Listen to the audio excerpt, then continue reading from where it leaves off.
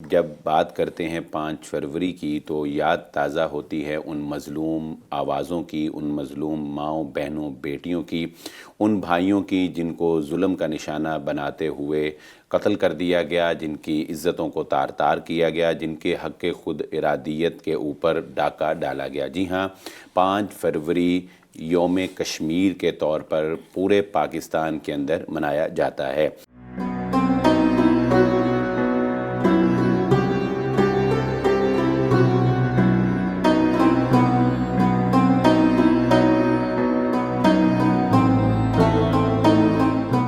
بسم اللہ الرحمن الرحیم۔ پروگرام ستارہ حرم کے ساتھ ایک مرتبہ پھر حاضر ہے آپ کا میزبان بلال احمد۔ پروگرام میں میرے ساتھ موجود ہیں جناب ڈاکٹر مسعود قاسم صاحب۔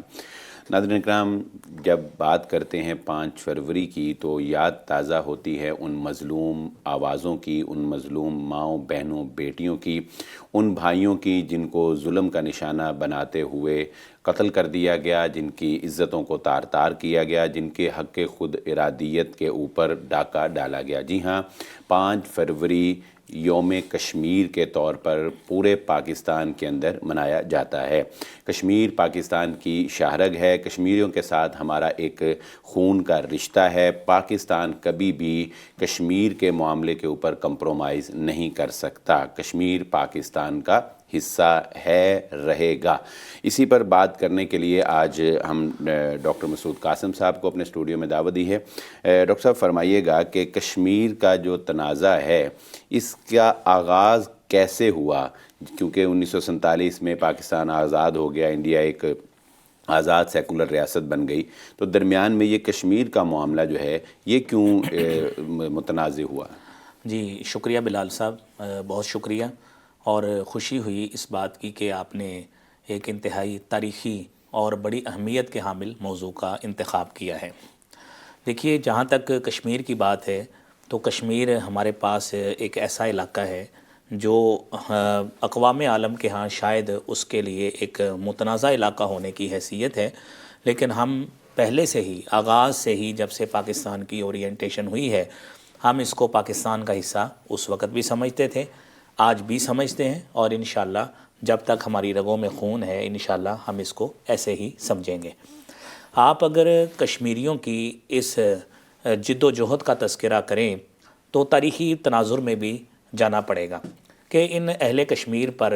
شروع دن سے ہی، یعنی آج سے اگر صدی کہا جائے تو اس سے بھی قبل، بلال صاحب، انگریزوں نے، انگریز راج نے ان کے اوپر بڑا ظلم کیا ہے۔ اور آپ دیکھیں، انگریزوں نے گلاب سنگھ کے ساتھ معاہدہ کیا، اور 16 مارچ سن 1846 کو گلاب سنگھ کے ساتھ انہوں نے 75 لاکھ نانک شاہی میں اس کشمیر کا سودا کر دیا۔ یہ بات ہے سن 1846 کی۔ اور پھر دیکھیے، 13 جولائی سن 1931 کو ایک بڑا اہم واقعہ جو ہے وہ رونما ہوا ہے، وہ سری نگر جیل کے احاطہ میں کشمیریوں پر فائرنگ کی گئی، اور اس فائرنگ کے نتیجہ میں 22 مسلمان جو تھے وہ شہید ہوئے۔ یہ 1931 کی بات ہے۔ 22 مسلمان شہید ہوئے اور 47 لوگ جو تھے وہ شدید زخمی ہوئے، یعنی 22 مسلمان شہید ہوئے، 47 شدید زخمی ہوئے۔ اور لاہور میں اس کے نتیجہ میں آل انڈیا مسلم لیگ جو اس وقت قائم تھی، جس میں حضرت قائد اعظم رحمۃ اللہ علیہ، علامہ اقبال رحمۃ اللہ علیہ، اور دیگر ہمارے اکابرین جو ہمارے تحریک پاکستان کے وہ اکابرین ہیں جنہوں نے پاکستان کو بنانے میں اور پاکستان کو on the map of the world لانے میں اپنی بڑی جد و جہد جو ہے وہ کی تھی، جس کا تذکرہ ہم سب بخوبی جانتے ہیں اور ساری دنیا الحمدللہ ان کی معترف ہے۔ انہوں نے اس مسئلے کو اجاگر کرنے کے لیے کہ کشمیریوں پر وہاں پہ بڑا ظلم ہوا ہے، انہوں نے ایک کشمیر کمیٹی قائم کی، اور اس کشمیر کمیٹی کی سربراہی حضرت ڈاکٹر علامہ محمد اقبال رحمۃ اللہ علیہ کو دی گئی۔ تو علامہ اقبال رحمۃ اللہ علیہ نے اس کی سربراہی سنبھالی۔ پھر نومبر سن 1931 کو ایک بڑا اہم واقعہ رونما ہوا، وہ یہ تھا کہ تحریک الاحرار نے غیر مسلح جد و جہد اور سول نافرمانی کے ذریعے جموں کشمیر کو آزاد کرانے کا مطالبہ کیا، اور اس کے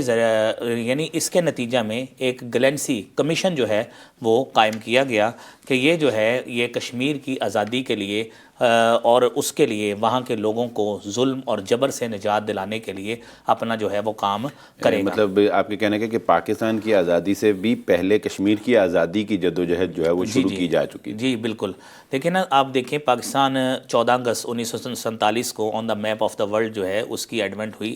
جو ہے نا وہ آزاد ہوا ہے، آزاد ریاست کے طور پہ رونما ہوا ہے۔ لیکن اب دیکھیں کہ اس سے بھی قبل جب ہم 1846 کی بات کرتے ہیں اور اس کا تذکرہ کیا ہے تو اٹ مینس کہ ہم نے تو اس میں 100 سال سے بھی قبل جو ہے ظلم اور جبر جو تھا وہ ان کے اوپر جو تھا وہ ہو رہا تھا۔ تو اس حوالے سے یہ انتہائی اہمیت کی بات ہے کہ ہمارے ناظرین کو علم ہو کہ ان کشمیریوں پر اس طرح ظلم جو ہے وہ ڈھائے جاتے رہے، اور یہ صرف آج کی نسل نہیں ہے جو اس ظلم کی چکی میں پس رہی ہے، ان کے بڑے اکابرین وہ بھی اسی طرح ظلم اور جبر کا شکار رہے اور وہ بھی اسی طرح ظلم کی چکی میں پستے رہے اور خون کی ندیاں ان کے جسموں سے بھی بہتی رہیں۔ اور آج جو علم تھامے ہوئے ہیں آزادی کا، جو پاکستان کے ساتھ الحاق کا علم تھامے ہوئے ہیں، اس میں ان کی نسلوں کا خون بلال صاحب شامل ہے۔ جی بہت شکریہ ڈاکٹر صاحب۔ ناظرین کرام، آپ نے جانا کہ کشمیری جو ہیں وہ عرصہ تقریباً 200 سال سے اس ظلم کا شکار ہو رہے ہیں، اور کشمیر کی جدوجہد آزادی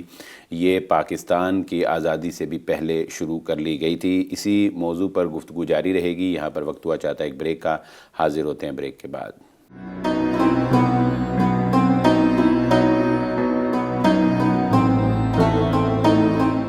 ویلکم بیک ناظرین، پروگرام ستارہ حرم میں کشمیر ڈے پر 5 فروری کے حوالے سے ہماری بہت ہی مفید گفتگو ڈاکٹر صاحب سے جاری ہے، اور تاریخ کے وہ اوراق، تاریخ کے وہ صفحات جو کہ ناظرین کے سامنے رکھے جا رہے ہیں کہ جو اس سے پہلے ان کو علم نہیں تھا، اس سے پہلے وہ اس کو جانتے نہیں تھے کہ تاریخ کشمیر جو ہے وہ کیا ہے۔ ڈاکٹر صاحب یہ فرمائیے گا کہ کشمیر کو پاکستان کی شاہرگ کہا جاتا ہے، یہ کیوں کہا جاتا ہے؟ یہ جملہ کیا صرف ایک روایتی جملہ ہے یا اس کے پس منظر کوئی حقائق بھی ہیں؟ جی بالکل، میں گزشتہ بات سے پیوستہ اس کو کرتا ہوں۔ ہم ظلم اور جبر کا اور تشدد کا اور استبداد کا تذکرہ کر رہے تھے جو کشمیر پر اور اہل کشمیر پر جو ہے وہ وہاں کے لوگوں کی طرف سے، ہندوؤں کی طرف سے اور اس سے بھی قبل انگریزوں کی طرف سے ہو رہا تھا، سکھوں کی طرف سے ہو رہا تھا۔ اب دیکھیے بلال صاحب کہ 1934 میں آپ دیکھیے سب سے پہلے جو اہل کشمیر کے لیے جو ایک ملک گیر ایک ہڑتال کی گئی ہے ہندوستان میں، وہ اہل کشمیر کے لیے سن 1934 میں کی گئی۔ تو اب یہ دیکھیے کہ اس وقت پاکستان سے بھی قبل ان کے ساتھ لوگ اپنی وابستگی ملی، قومی، دینی حمیت کا ثبوت جو تھے وہ دیتے تھے۔ آپ کا سوال جو آپ نے فرمایا ہے کہ اس کو شاہرگ کیوں کہا جاتا ہے، 1946 کی بات ہے، 1946 میں حضرت قائد اعظم رحمۃ اللہ علیہ بانی پاکستان، وہ ان کی حریت کانفرنس کی دعوت پر آپ کشمیر تشریف لے گئے، سری نگر تشریف لے گئے۔ حضرت قائد اعظم رحمۃ اللہ علیہ نے جو وہاں پہ وزٹ کیا، آپ نے حالات کا وہاں پہ جائزہ لیا،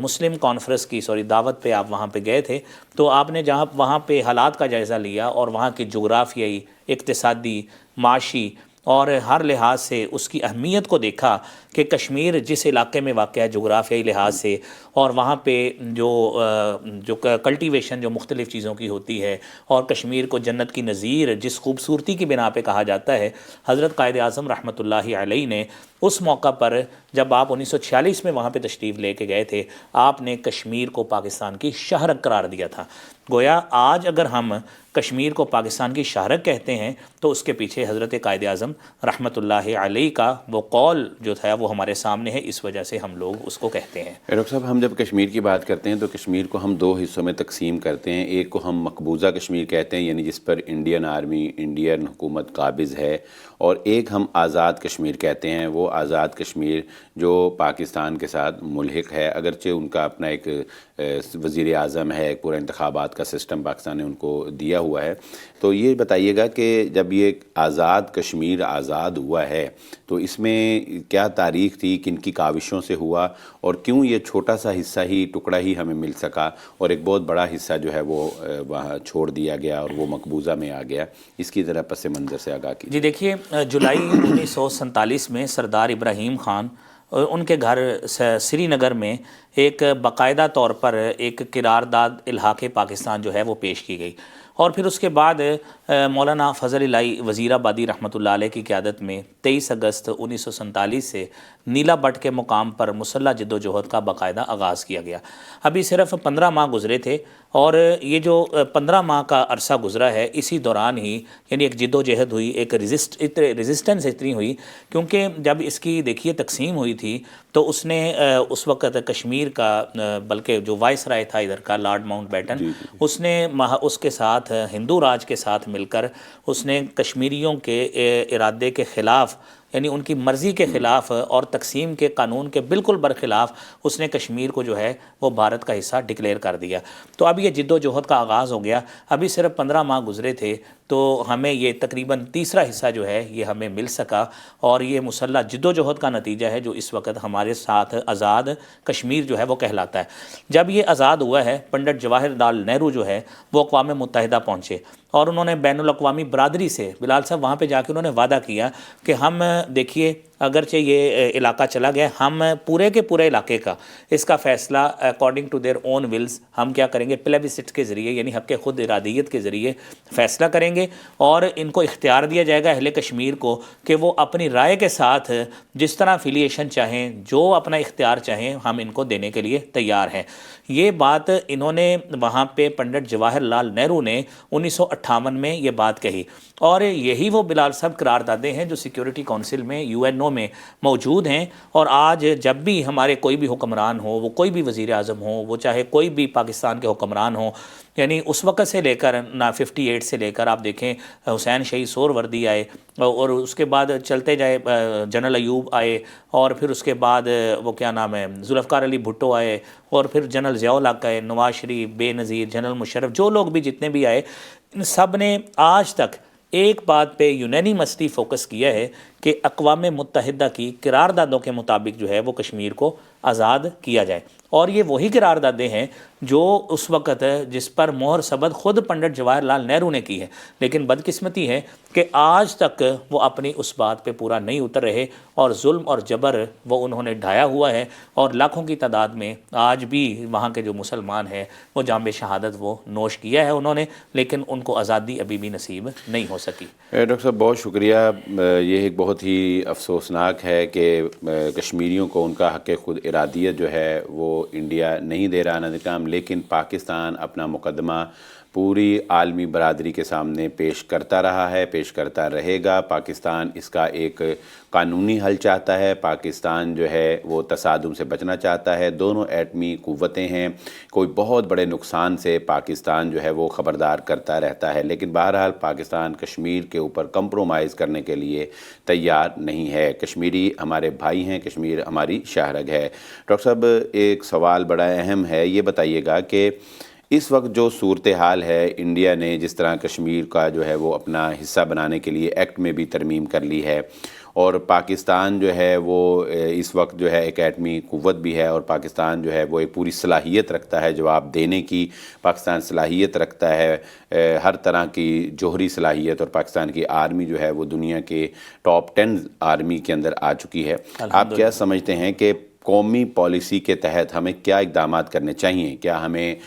صرف اقوام متحدہ کے دروازے پر دستک دیتے رہنا چاہیے، ہمیں انڈیا کو مذاکرات کی پیشکش کرنی چاہیے، یا ہمیں کوئی اس میں ایکشن کوئی کرنا چاہیے، کوئی ہمیں اس میں فوجی کارروائی جو ہے وہ کرنی چاہیے؟ اور پلس یہ بھی بتائیے گا کہ مستقبل میں آپ کشمیریوں کا فیوچر کیا دیکھتے ہیں؟ آخر کب تک یہ ظلم جو ہے یہ ہوتا رہے گا؟ دیکھیں بلال صاحب، یہ ساری چیزیں اپنی جگہ پر موجود ہے، مسلم ہے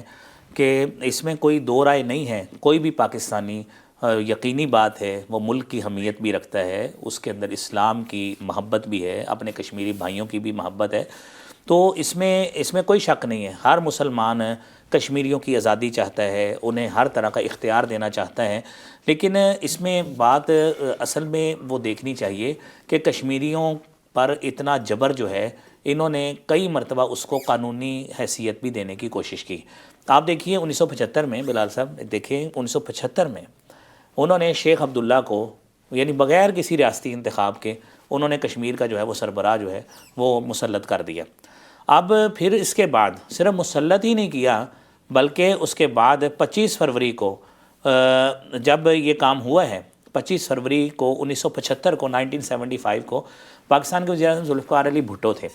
انہوں نے پورے پاکستان میں اس کے لیے یکجہتی کشمیریوں کے لیے اور اس فیصلے کے خلاف جو ہے انہوں نے ہڑتال کا اعلان کیا، کشمیر اور اہل کشمیر نے بھی اس کا ساتھ دیا۔ اب دیکھیں بھارت نے کیا کیا، بھارت نے پھر 4 اور 13 مارچ 1975 کو انہوں نے اپنے راجیہ سبھا سے بھی، لوک سبھا سے بھی یعنی قومی اسمبلی سے بھی اور سینٹ سے بھی اپنے اس غلط فیصلے کی توثیق کروائی۔ آپ دیکھیں پورے اقوام عالم جن کو دنیا میں چھوٹے چھوٹے ظلم تو نظر آتے ہیں، لیکن اتنا بڑا انہوں نے ظلم اور جبر کشمیریوں پہ 1975 میں کیا ہے کہ اس کو ایک تو مسلط کیا اور پھر اپنی اسمبلیوں سے سینٹ سے اس کی توثیق بھی کروائی، لیکن ساری دنیا جو ہے وہ آنکھیں بند کر کے ہاتھ پہ ہاتھ دھرے بیٹھی رہی۔ تو یہ چیزیں سوچنا چاہیے۔ تو ان تمام چیزوں کو جب آپ ظلم کو تسلیم نہیں کریں گے اور ان کے اوپر ہونے والے جبر کو تسلیم نہیں کریں گے تو پھر کیسے کشمیریوں کی آزادی کے لیے وہ لوگ ہمارا دم بھریں گے یا ہمارا ساتھ دیں گے؟ یہ کویسچن مارک ہے ایک۔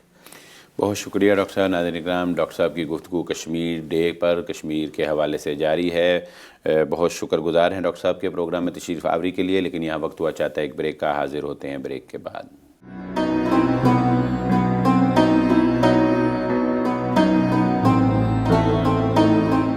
ویلکم بیک ناظرین۔ 5 فروری کشمیر ڈے کیوں منایا جاتا ہے؟ 5 فروری کے دن کو ہی کشمیر کے ساتھ کیوں منسلک کیا گیا ہے؟ 5 فروری میں کون سی ایسی بات ہے کہ 5 فروری کو پاکستانی اظہار یکجہتی کرتے ہیں کشمیریوں کے ساتھ، اپنے بھائیوں کے ساتھ آواز بلند کرتے ہیں پوری دنیا میں آزادی کے لیے، کشمیر کی آزادی کے لیے، کشمیر کے ظلم کے خاتمے کے لیے؟ ڈاکٹر صاحب 5 فروری اپنے اندر کون سی یادیں سموئے ہوئے ہے، ذرا یہ ناظرین کو بتائیے گا۔ جی بلال صاحب، دیکھیے اس میں ہمیں دیکھنا ہے کہ 5 فروری یہ بات ہے 1990 کی، جب فرسٹ ٹائم پاکستان میں اس کی یوم یکجہتی کشمیر، سولیڈیرٹی کشمیر کے حوالے سے ڈے منایا گیا، یعنی سولیڈیرٹی ڈے فار دا کشمیریز یہ منایا گیا۔ آپ اس سے تھوڑا سا پیچھے اسی اشرے میں اگر دیکھیں 1981 میں یہ ہوا، 1981 میں انہوں نے بھارت نے کشمیر میں انتخابات کا اعلان کیا، ریاستی یعنی انتخابات کا اعلان کیا۔ جب انتخابات کا اعلان کیا تو اس وقت وہاں پہ جو لوگ موجود تھے حریت کانفرنس میں، سید علی گیلانی اور جو تحریک جہاد کے صلاح الدین وغیرہ، انہوں نے سب نے مل کر یہ فیصلہ کیا کہ ہم اس انتخابات میں حصہ لیتے ہیں، تاکہ ہم انتخابات میں حصہ لے کر جب ریاستی اسمبلی میں پہنچیں گے تو ریاستی اسمبلی میں بھارت نے 1975 میں جو انہوں نے اپنی اسمبلی سے ایک بھونڈے طریقے سے اور باطل طریقے سے توثیق کروائی ہے شیخ عبداللہ کے حوالے سے، ہم اس کو کالعدم قرار دلوائیں گے۔ لیکن جب انتخابات ہوئے 1981 میں، تو انتخابات ہوئے تو مسلمانوں کی اور حریت کانفرنس اور دیگر جو ان کے سارے ایفیلیٹڈ لوگ تھے، الائیڈ لوگ تھے، وہ جیت گئے، جیتے نظر آئے۔ انہوں نے بدترین دھاندلی کر کے ان کو شکست کی طرف جو تھے وہ لے گئے۔ یہ سلسلہ چلتا رہا، یہ اسی ڈیکیڈ میں 1987 میں بھی، کیونکہ ہم بات کو مختصر کر رہے ہیں، پھر وقت آیا 1989 کا۔ 1989 میں بھی یہی سلسلہ ہوا۔ 5 جنوری کی بات ہے کہ ایک مہینہ پہلے 5 جنوری 90 میں جماعت اسلامی کے سربراہ تھے قاضی حسین احمد، انہوں نے لاہور میں ایک پریس کانفرنس کی جس میں سارے کے سارے، میں نے آپ کو جس طرح ابتدا میں بھی بات کی کہ یہ مسئلہ ایسا ہے، اس میں کوئی پاکستانی جو ہے اس میں کوئی بھی ڈوئل اوپینین نہیں رکھتا، اس کا تعلق کسی بھی سیاسی پارٹی سے ہو، کسی بھی مذہبی پارٹی سے ہو، کیونکہ پاکستانیت ہمارے اندر، ہماری رگوں میں بستی ہے۔ ہم مسلمان ہیں، پھر ہم پاکستانی ہیں، سب سے پہلا اسلام کا رشتہ، پھر پاکستان کا رشتہ، کشمیریوں کے ساتھ ہمارا اسلام کا رشتہ، کشمیریوں کے ساتھ ہمارا پاکستان کا رشتہ۔ قاضی صاحب نے جب یہ پریس کانفرنس کی 5 جنوری 90 کو، تو انہوں نے کہا ہم 1 مہینے کے بعد ہم اس کو ایک یکجہتی ڈے کے طور پہ منائیں گے کشمیریوں کے اوپر جو جبر ہوا ہے۔ آپ دیکھیں یہ اسی ڈیکیڈ میں ہی، اسی عشرے میں ہی تقریباً 90,000 کے قریب کشمیریوں کو تحت ایک کر دیا گیا۔ تو اس وقت جو حکومت تھی پاکستان میں وہ محترمہ بینظیر بھٹو صاحبہ کی تھی، وہ پرائم منسٹر تھیں، اور چیف منسٹر جو پنجاب کے تھے وہ نواز شریف صاحب تھے۔ تو انہوں نے اچھی طرح ہر لحاظ سے ان کو معاونت بھی فراہم کی، اور ہر لحاظ سے جو بھی یعنی جو انتظامی لحاظ سے جو سہولت ہو سکتی ہے وہ دونوں گورنمنٹس نے فراہم کی۔ تو اس کے بعد باقاعدہ طور پر فرسٹ ٹائم 1990 میں یہ ڈے جو ہے یہ منایا گیا۔ جب یہ ڈے منایا گیا تو ہر پاکستانی نے اس تحریک میں حصہ لیا، یعنی دیکھیں ہم اگر کشمیر نہیں جا سکتے، ہماری رگوں میں کشمیر کی محبت ہے، ہم کشمیر نہیں جا سکتے، ہماری رگوں میں ان کی محبت، اسلام کی محبت، کشمیر کی محبت، اور ہر وقت اہل کشمیر کے اوپر ہونے والے جبر کا احساس جو ہے وہ ہمیں رہتا ہے کہ ہمارے بھائیوں پر، ہماری بہنوں پر کس طرح انہوں نے بیچاریوں نے عصمتیں اپنی لوٹائی ہیں، صرف اس وجہ سے کہ ہمارا پاکستان کا علم، پاکستان کا جھنڈا بلند رہے، کشمیر کا جھنڈا بلند رہے، اہل اسلام کا جھنڈا بلند رہے، اور مسلمانوں کا جو ہے وقار وہ بلند رہے، اور کفر کے جبر کا جو ہے کہ ہر طرح مذمت کی جانی چاہیے، اور یہی پاکستان چاہتا ہے، ہر پاکستانی چاہتا ہے، ہر پاکستانی حکومت چاہتی ہے۔ بہت شکریہ ڈاکٹر صاحب، بہت ہی قیمتی معلومات سے ڈاکٹر صاحب ہمیں آگاہ کر رہے ہیں۔ پروگرام میں ایک آخری اور اہم سوال ڈاکٹر صاحب سے کریں گے۔ ڈاکٹر صاحب یہ فرمائیے گا کہ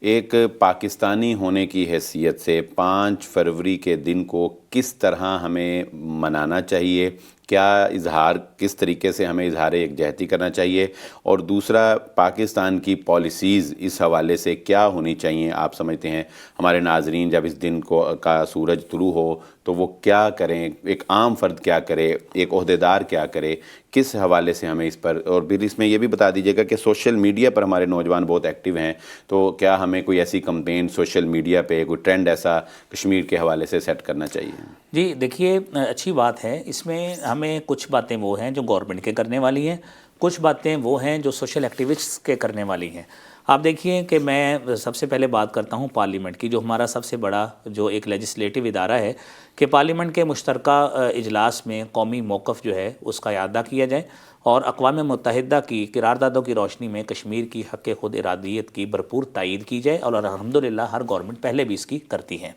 پھر اس کے بعد بھارت سے مذاکرات میں مسئلہ کشمیر کو سر فہرست رکھا جائے، اور مذاکرات کے عمل میں کشمیری قیادت کو بھی شامل کیا جائے۔ پھر یہ بات ہے کہ بھارت کی ہٹ درمی، انسانی حقوق کی سنگین پامالی، بالخصوص ہزاروں بلکہ لاکھوں کشمیریوں کی گمنام قبروں کی دریافت، مسلط شدہ کالے قوانین، اور بلا اشتعال سیز فائر لائن جو فائرنگ ہوتی ہے، اور پھر آزاد کشمیر اور پاکستان میں راہ کی تخریبی سرگرمیوں جیسے مذموم اقدامات کو بے نقاب کرنا چاہیے۔ اور یہی وہ بات ہے جو آپ نے خود اپنی بات میں فرمائی ہے، ہمیں سوشل ایکٹیوسٹس کو کیا کرنا چاہیے؟ ہم سوشل ایکٹیوسٹس کو ان کے راہ کی تخریبی سرگرمیوں کو بے نقاب کرنا چاہیے، اور الحمدللہ جو ہماری پاکستانی ایجنسیز ہیں جو آئے دن ان کی ان تخریبی سرگرمیوں کو پکڑتی ہیں اور اقوام کے سامنے لے کے آتی ہیں کہ یہ ہے آپ کے کالے دھندے اور وہ ہے تخریبی سرگرمیاں، یہ لیں دنیا کو دکھایا جائے، اور پھر اس کے ساتھ ساتھ بین الاقوامی اداروں اور بالخصوص بین الاقوامی سیاسی اور انسانی حقوق کے جو ادارے ہیں وہاں پر ان کو ان تمام چیزوں سے آگاہ کیا جائے، اور اپنا مقدمہ بنا کر OIC ان کو بھی متحرک کیا جائے، اقوام متحدہ اور دیگر بین الاقوامی جو تنظیمیں ہیں وہاں پر یہ چیزیں پیش کی جائیں، اور پھر آزاد جموں اینڈ کشمیر اور گلگت اور بلتستان کو ایک سیاسی نظام میں وابستہ کرتے ہوئے اسے بھی تحریک آزادی کا حقیقی بیس کیمپ جو ہے وہ بنایا جائے۔ پہلے چونکہ یہاں پہ کم کام ہوتا ہے، یعنی گلگت بلتستان میں اب چونکہ وہاں پہ ایک انڈیپینڈنس اس کو دی گئی ہے پاکستان کی طرف سے، الحمدللہ وہاں پہ ابھی انتخابات بھی ہوئے کچھ ماہ قبل، تو وہاں پہ بھی اس کو حقیقی بیس کیمپ جو ہے وہ بنانا چاہیے۔ ایک مضبوط اسلامی اور جمہوری پاکستان ہی تحریک آزادی کا حقیقی پشتیبان بن سکتا ہے، اس لیے داخلی انتشار سے نجات دلانے اور ایک صحیح اسلامی فلاحی جمہوری مملکت بنانے کے لیے ٹھوس اقدامات کیے جانے چاہیے، اور یہی باتیں ہمیں چھوٹے چھوٹے ٹیگ بنا کر سوشل ایکٹیوسٹس کو یہ کام کرنا چاہیے، جہاں پہ سیمینار ہو، جہاں پہ کوئی ایسا کوئی ڈیبیٹ ہو، ڈیکلیمیشن ہو، وہاں پہ ہمیں کچھ نہ کسی طرح پارٹیسپیٹ کرنا چاہیے۔ خطباء حضرات کو، واعظین کو اپنے جمعہ کی تقریروں میں، جس طرح کہ اس مرتبہ بلال صاحب آپ بھی جمعے کے روز رہا ہے، وہاں پہ خطباء کو، واعظین کو اپنے دروس میں، اپنی تقریروں میں بھارت کے جبر اور پاکستانی فوج کی جو بہادری کے جو سپوت ہیں ان کے کارناموں کو بیان کر کے جو ہے اقوام عالم کو یہ بتانا چاہیے کہ اگر یہ بہادر فوج نہ ہوتی تو شاید یہ پتہ نہیں یہ بھارت اپنے ظلم اور جبر کے نشے میں کیا کچھ کر جاتا۔ یہ الحمدللہ پاکستان کو جس طرح آپ نے ابھی فرمایا ہے کہ پہلے 10 نمبرز میں الحمدللہ ہماری آرمی ہے، یہ اللہ کا شکر ہے الحمدللہ کہ ہم آج اس فوج کے تحت جو ہے وہ رہ رہے ہیں، ان کے سائے میں ہم ان کی نگرانی میں، ان کی چوکیداری میں زندگی گزار رہے ہیں الحمدللہ، تو یہ کام ہمیں کرنا چاہیے۔ بہت شکریہ ڈاکٹر صاحب۔ ناظرین اکرام، آپ نے جانا کشمیر ڈے 5 فروری کیوں منایا جاتا ہے، کشمیریوں کے دکھ کیا ہیں، کشمیریوں کے ساتھ ظلم کب سے روا رکھا جا رہا ہے، کشمیری کی آزادی کی جو جد و جہد ہے وہ کس طرح سے پروان چڑھ رہی ہے، اور ان کے حوصلے جو ہیں وہ آج بھی بلند ہیں. ان کے حوصلہ شکنی ان کے اندر آپ کو بالکل نظر نہیں آئے گی، اور نسل در نسل وہ ظلم کا مقابلہ کر رہے ہیں. یہاں پر شاعر کا وہ شعر جو ہے وہ سنانا چاہوں گا. ادھر آ ستمگر ہنر آزمائیں، ادھر آ ستمگر ہنر آزمائیں، تو تیر آزما ہم جگر آزمائیں. اسی کے ساتھ پروگرام کا وقت ختم ہوا چاہتا ہے. اپنے میزبان بلال احمد کو اجازت دیجیے. اللہ حافظ.